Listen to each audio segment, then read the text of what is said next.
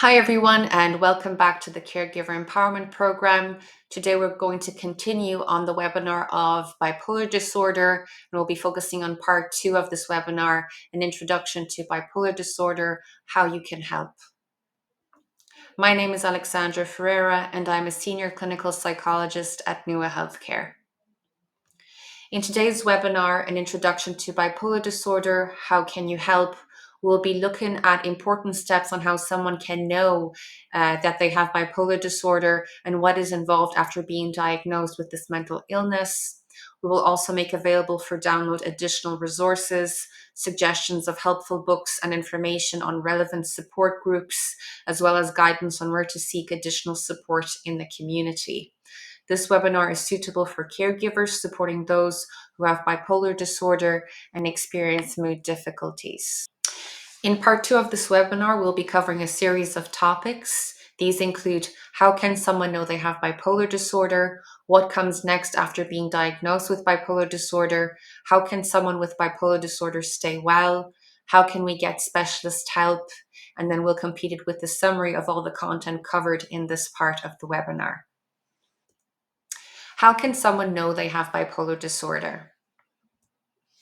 In the presence of signs and symptoms of bipolar disorder, especially when these evidence a mood episode that impacts on daily life, seeking a formal clinical assessment by clinical psychologist and or psychiatrist is required in order to determine the severity of the symptoms and to ascertain whether these meet criteria for a diagnosis of bipolar disorder. Many people who experience symptoms of bipolar disorder are likely to not seek support, and they may not be aware of the changes in their mental, emotional, and behavioral states. Guidance and support from their carers is key to make sure they gain access to the appropriate supports and services. People usually come into contact with mental health services due to severe symptoms or following risk behaviors that require hospitalization. This is commonly seen when a person is already quite well into their manic episode or their depressive episode. There are several assessment methods used by mental health care professionals in the context of signs and symptoms of bipolar disorder. These include validated questionnaires that can be administered by the clinician and or completed by the individual themselves through self-report questionnaires or scales. There's also diagnostic interviews that can be conducted with the individual, with their family members, friends, etc., in order to gather as much information as possible in the context of assessing the symptoms and understanding whether this is a case of bipolar disorder or if further assessment will be required in other directions. Monitoring and record keeping of symptoms, energy levels, mood, sleep, etc., and physical examinations. So there are some instances where there might be an emergence of symptoms and signs that might look like a mental illness. However, physical examinations are required to ascertain that there are no physiological underlying or underpinning reasons to explain or justify the signs and symptoms being observed. And in some instances, there are some mental illnesses that with some physical examinations can be further confirmed that that is the diagnosis due to brain scans or other neurological examinations that might corroborate a hypothesis. Um, so it is either to rule out a physical health condition, an organic condition that might be explaining the symptoms, or there might be some assessments that can be done from a physiological perspective to further support the hypothesis of a diagnosis. The completion of these assessment procedures aid the mental health professionals in multiple ways. They help determine the severity, frequency, intensity, and duration of the mood episodes. They help determine if diagnostic criteria is met for bipolar disorder.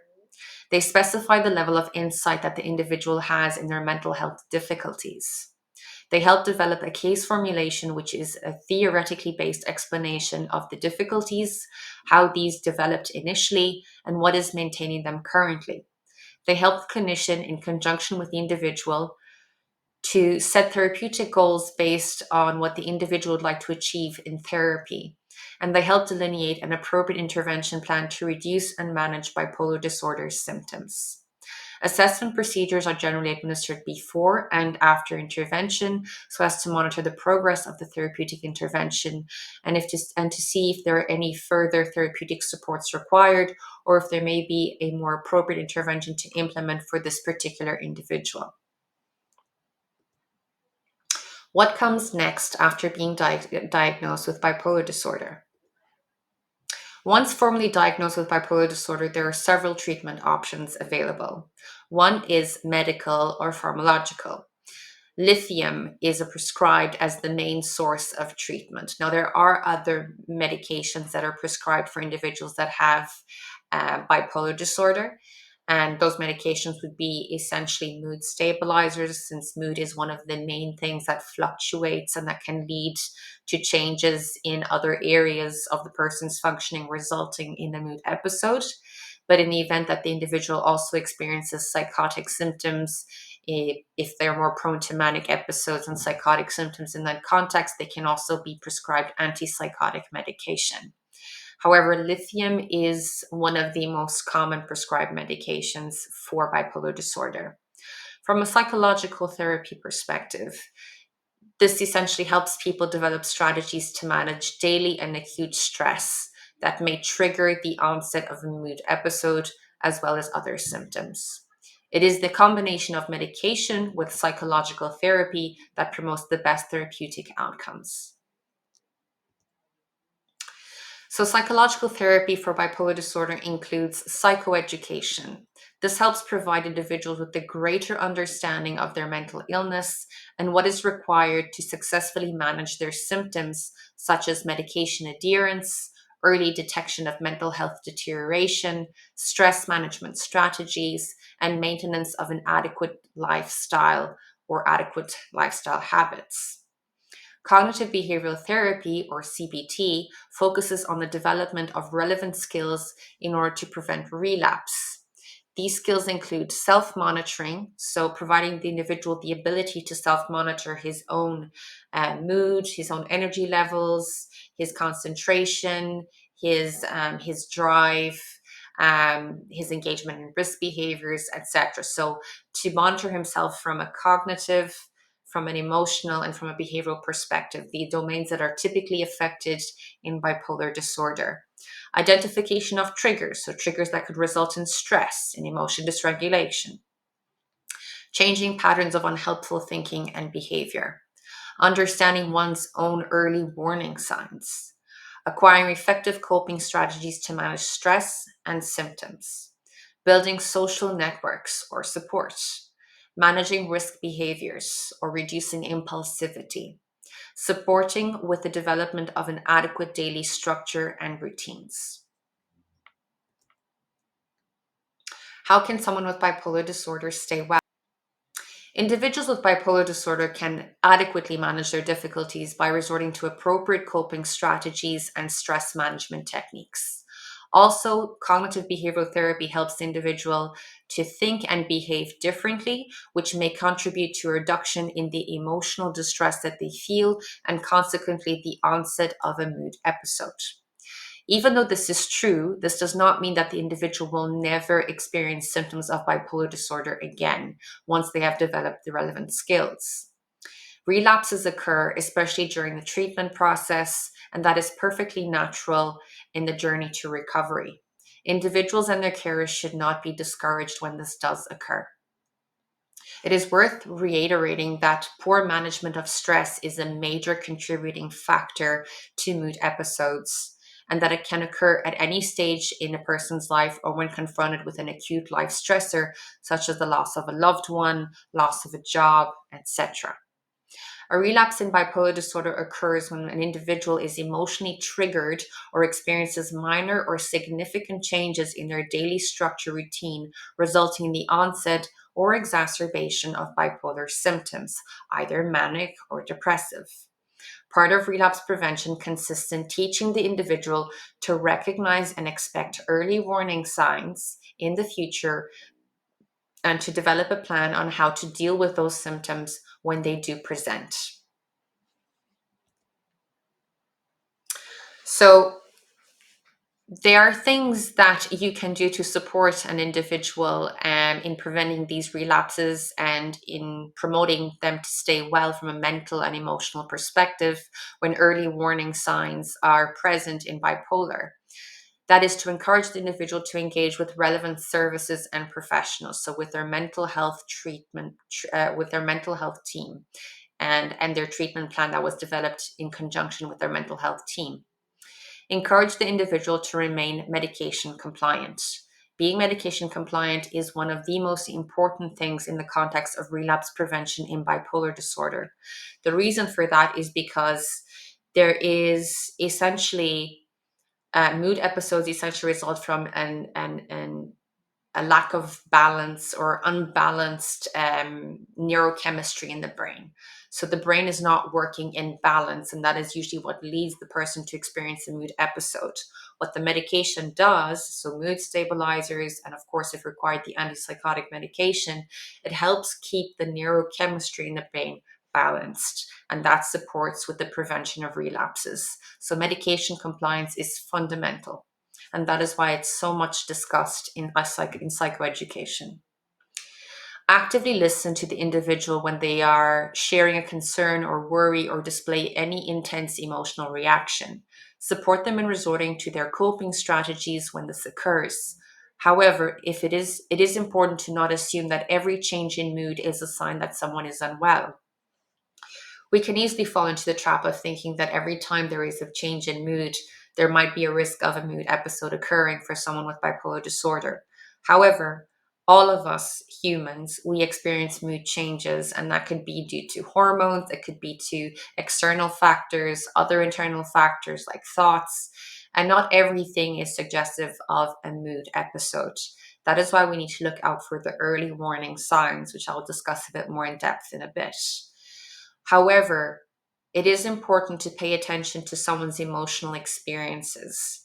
So, as mentioned already, one of the main factors that lead to mood episodes is stress and emotional distress. The more stressed someone is, the more predisposed they are of becoming mentally unwell and having a mood episode. So, active listening and engaging actively with the person when they're expressing a concern, a worry, when they're expressing emotional distress is very important so that we can acknowledge and validate their emotions. They can feel heard, they can feel supported, and they can feel reassured that no matter what happens, they have you there and they have other people there supporting them, and that they will get through this, and that you will be there all the way to support them with that. And also, they won't always remember to engage in new acquired strategies. So, it is then your job and your responsibility as a supporter, as a carer, to try and help them to remember what it is that they're learning, the skills that they're learning, to be able to manage that inner emotional experience, be it emotional distress, just stress due to frequent instances that are stressful for the individual on a daily basis, whatever the case may be. Understand that their moods and behaviors are out of their control.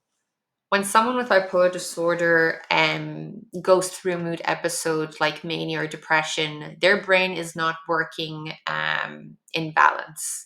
So the chemicals in the brain, they are what help us feel our feelings. They help us with our energy, our behavior. And when the brain becomes unbalanced, then our feelings, our behavior, our energy levels, it all becomes unbalanced as well. And then parts of the brain, some parts of the brain may work more actively than others. But for example, when someone is becoming imbalanced from a neurochemical perspective in the brain, that means that some parts in their brain might not function as well, such as the ones that are responsible for decision making, staying in control, um, organizing, planning, etc. So it's not their fault when this happens. So when they lose control, it really means that they have lost control even from a neurobiological perspective. And they're not choosing to act in the way that they're acting. It is their brain and the changes in their brain and the lack of balance of the chemicals in the brain that are making them behave in the way that they're behaving. So it is the brain that is struggling to maintain balance, and therefore it needs the support from medication. The medication compliance is important in that regard, as well as other areas with regards to having a good lifestyle to help promote the brain to maintain its balance and for the neurochemistry to maintain balanced as well. When that is the case, they are in control. But when there is a mood episode, everything is out of balance and they are not in control. If necessary, accompany them to their appointments and wait for them until it has finished, as this can be a very scary experience for them. Help the individual recognize their early warning signs and encourage them to engage with the coping strategies and support plan drawing up in collaboration with a mental health professional. So we have the triggers, which would be stressors. So the things that trigger stress and emotional distress in the individual are the triggers. So it is important to be able to recognize what they are. They're supposed to be part of this plan, the mental health relapse plan. And knowing what they are, we are able to better manage them with the individual. In some cases, they need to be avoided. In other cases, we can manage them, we can prepare for them, we can use proactive measures to ease the pressure and the impact of the trigger on the individual. And there's also other forms of intervention, such as exposure therapy, where the triggers become less and less impactful on the individual. But another component of the relapse prevention plan is are the early warning signs. The early warning signs are those telltale signs right at the very start that seem very minute, that seem completely irrelevant, but are indicators that the individual's cognitive or mental health is starting to decline. And in many cases in bipolar disorder, one of the first things that we start seeing is mood changes and changes in sleep patterns. So, in some cases, we might see an increase in sleep in the case that a depressive mood may be developing over time. In other cases, in the case of manic episodes emerging, we might start seeing a, a decreased need for sleep.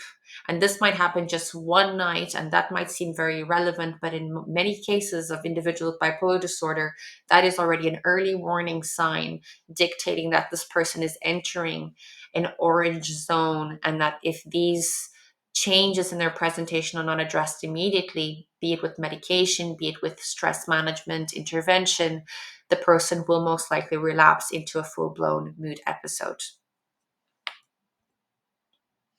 Encourage the individual to adhere to their daily structure and routines, sleep, diet, and exercise at all times. As mentioned previously, maintaining the neurochemistry and the body regulated is very important to keep things in balance.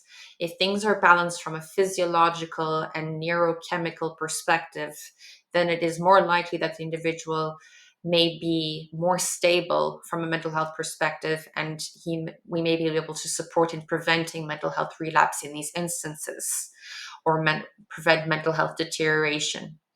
So it is important that a strict sleep routine is adhered to, a good diet is adhered to, and physical activity, as well as physical activity in itself, does promote changes and chemical changes in the body that are very important in the context of physical and mental well-being.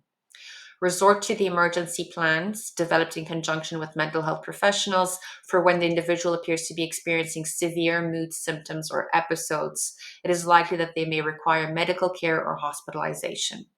Be compassionate toward the individual and their difficulties, and encourage them to focus on the gains. Remember to not neglect yourself. You need to make sure that you have the energy and emotional capacity to take care of someone else, and that can only be done and achieved by tending to your own needs as well. So you need to make sure that you are sleeping well too, that you are engaging in an appropriate diet, exercise, that you're getting emotional support, that you're being able to engage in pleasurable activities as well. Because as we saw in part one, the impacts of this mental illness go beyond the individual and affect family members, friends, carers in multiple ways, and in quite debilitating ways as well.